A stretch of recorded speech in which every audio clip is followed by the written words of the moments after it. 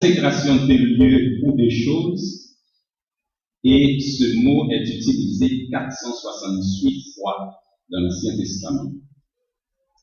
Le second mot hébreu, c'est kadash, qui signifie consacré, sanctifié, dédié, être sanctifié, être saint, être séparé, être mis à part, interdit. Je me rappelle quand je dis interdit, dans certaines maisons, il y a des gobelets, par exemple, qui sont interdits aux enfants. Ça, c'est le gobelet du Père. C'est important. C'est interdit. C'est se montrer sacré, majestueux, être traité comme sacré, mettre à part comme sacré, comme saint. Et ce mot est utilisé 172 fois dans l'Ancien Testament.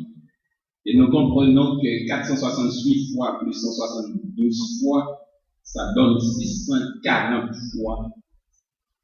Dieu parle. Dieu dit et redit à son peuple que la consécration doit passer par lui.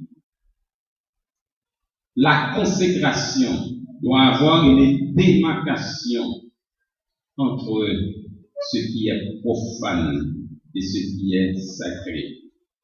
Pas de temporaire, mais permanent, radical, d'avec le profane.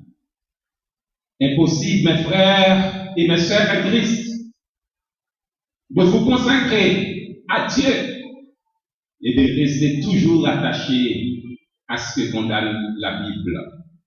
Aujourd'hui, le Seigneur adresse son message et le message est clair. Le message est précis, être mis à part. Le message de la séparation spirituelle et morale avec le monde concerne chacun de nous aujourd'hui. Et nous lisons sous la plume de l'apôtre Paul, le grand apôtre des nations,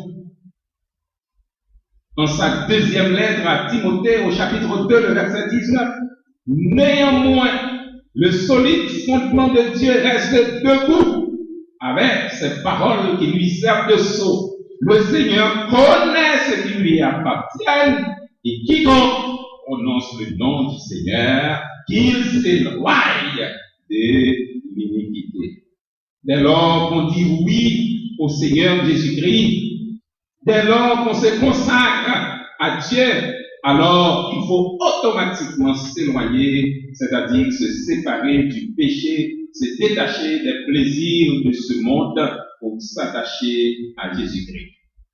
Frères et sœurs dans la foi, quand la Bible parle de notre conversion, de notre consécration à Dieu, bien souvent on utilise la délivrance du peuple d'Israël d'Égypte comme illustration.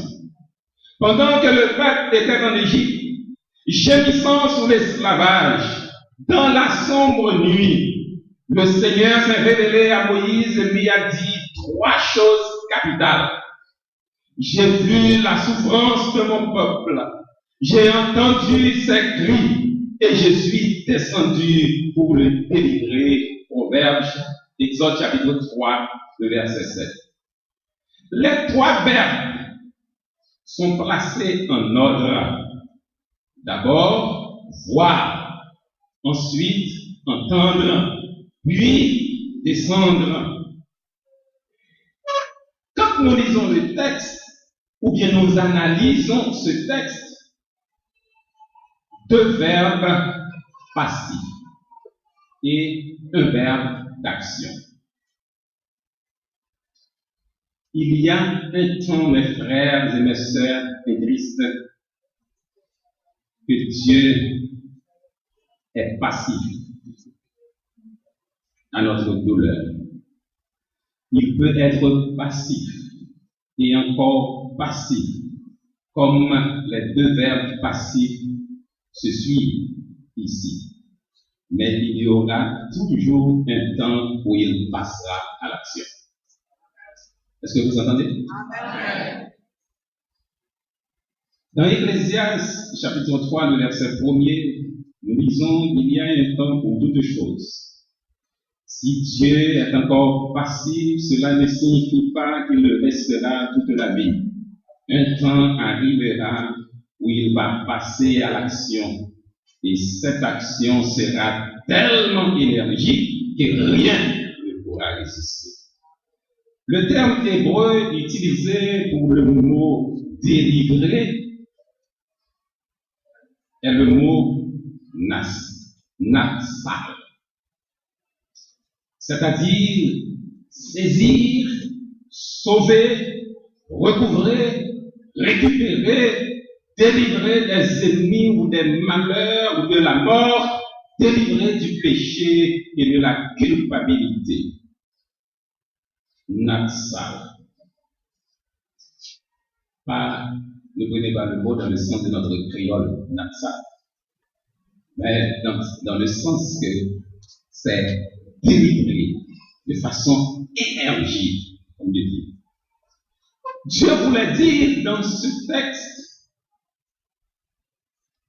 que je sais que vous êtes sous la domination du maître Pharaon, mais je suis venu avec la puissance suffisante pour vous arracher de force de sa main. Et je ne négocie pas, je ne demande pas son avis, je vous libère, je vous délivre. L'heure de la liberté est arrivée. Dieu est sur le point de venir, mes frères et mes sœurs et Christ, avec le natsal dans votre vie, dans votre famille. Frères et sœurs bien-aimés, je vous rappelle aujourd'hui que ce qu'il faut pour changer votre situation, ce ne sont pas des connexions. Ce qu'il faut pour changer votre situation, ce ne sont pas des amis. Ce qu'il faut pour changer votre situation, ce n'est pas un visa ou une résidence. Mais ce qu'il faut pour changer votre situation, c'est l'intervention de Dieu, le natsal du Tout-Puissant. C'est après cela que le peuple se retrouve dans la terre promise en passant par le désert. La délivrance du peuple d'Israël les a menés à la terre promise, tandis que la délivrance de Jésus-Christ, que Jésus-Christ nous donne par son sang, fait de nous des enfants de Dieu et des citoyens des cieux. C'est important de comprendre cela. Et quand nous lisons par exemple dans Galates chapitre 1er, le verset 4, la Bible dit que Christ nous a arrachés du présent siècle mauvais. Et en Apocalypse chapitre 1er, le verset 5, Jésus-Christ nous a délivrés de nos péchés par son sang. Ces deux passages nous montrent qu'il a fallu une action énergique et profonde afin que nous puissions passer des ténèbres à la vie, de la puissance du diable à la puissance de Dieu. Oh oui, mes frères et mes sœurs en Christ, chaque chrétien est passé des ténèbres à la lumière, de la puissance de Satan à Dieu, pour avoir le péché pardonné et l'héritage avec les sanctifiés. Et la Bible dit maintenant, nous sommes des fils de la justice, c'est-à-dire des gens qui pratiquent la droiture. La consécration comme condition incontournable pour être béni. Bien entendu, sans la consécration, il n'y a pas de bénédiction. Sans séparation avec le monde, pas de vie épanouie, pas d'église puissante. Il y a des choses qui doivent exister avant que les autres n'arrivent. Et certaines choses sont des conditions pour que les autres se produisent. Si on bloque la première, alors la deuxième ne viendra pas. C'est comme si on a un coup de circuit. On empêche les autres bénédictions. Et ce matin, nous avons lu de façon alternée en Proverbe, en Deutéronome chapitre 28, le verset 1er. Si tu obéis à la voix de l'Éternel, la bénédiction, c'est une condition. Donnez-vous au Seigneur afin que vous soyez bénis. Vous vous donnez au Seigneur, vous aurez la bénédiction. Vous ne vous donnez pas au Seigneur, pas de bénédiction. Le texte a dit, dans Deutéronome chapitre 28, verset 1 à 14, si vous faites ceci, vous donnez cela. Frères et sœurs, Dieu veut notre consécration pour que nous ayons sa bénédiction.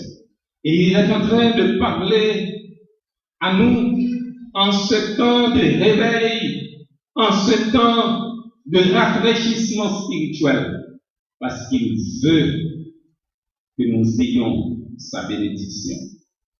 Et quelles sont ces bénédictions? Je crois d'abord des bénédictions de toutes sortes, mais d'abord les bénédictions spirituelles. Quand on accepte Dieu dans sa vie, la première bénédiction que l'on a, c'est la paix. La première bénédiction spirituelle que l'on a, c'est la paix. Et très souvent, nous entendons que on se salue pour dire que la paix et la grâce de Dieu sont là. Non, c'est que la grâce et la paix. Parce que la paix est la fille de la grâce. La grâce ne vient pas avant. La paix ne vient pas avant la grâce. La grâce est la source. La paix est la fille. La joie est la fille. La fille de la grâce. Et comme nous lisons dans les Saintes Écritures, que la joie que Dieu nous donne, c'est pas cette joie parce que le Brésil a gagné. C'est pas la joie que l'Argentine a remporté un match. C'est pas la joie qu'on va nous donner à la fin de ce mois à travers le carnaval des fleurs. Non. Quand nous lisons dans le psaume 4, il dit, contentement vous mettez dans le cœur, puis gros, parce que contentement qui dans les hommes, mais vous gagnez en pile, en Dieu, en pile. La joie que Dieu nous donne, c'est une joie éternelle.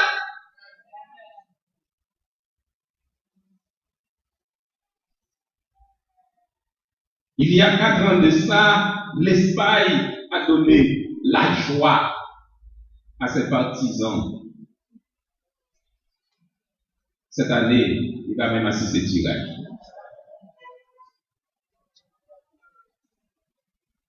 Mon qui découvre acheter de la pole pour une fourrure.